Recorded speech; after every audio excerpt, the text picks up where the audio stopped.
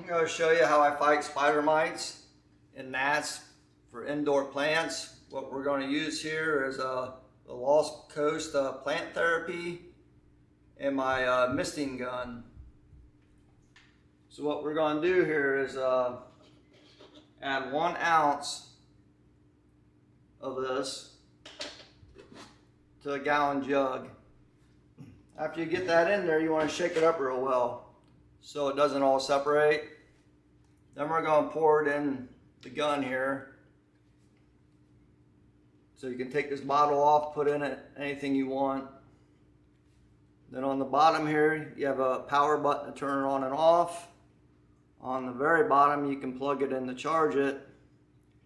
And this button at the top is adjust how hard it shoots out. It has 4 settings.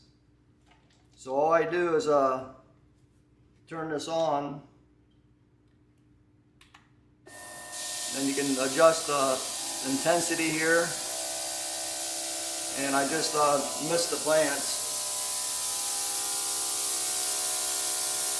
You see it's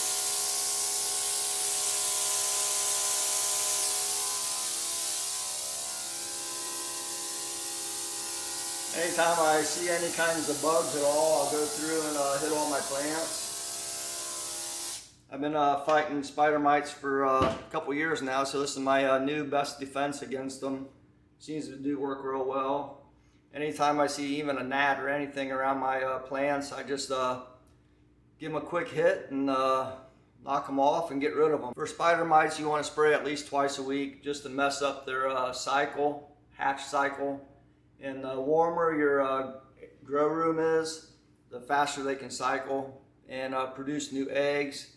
So with this mister, as long as you don't make the mix too strong, you could mist every day if you want to. I used to use the liquid dirt recipe that multi-millions of people use online. Only issue with that compared to this, one slight mix up with your ratios. When you're mixing it, you will instantly kill especially strawberry plants. Strawberry plants are very sensitive. So since I switched to this, I haven't had issues, and it's just a lot easier. This is 32 ounces, so this would actually make 32 gallons of spray, which is an insane amount. So for a normal person, this will last a long time. The ingredients are organic. It has soybean oil, peppermint oil, citric acid, and it also has water, soap, alcohol, and sodium citrate.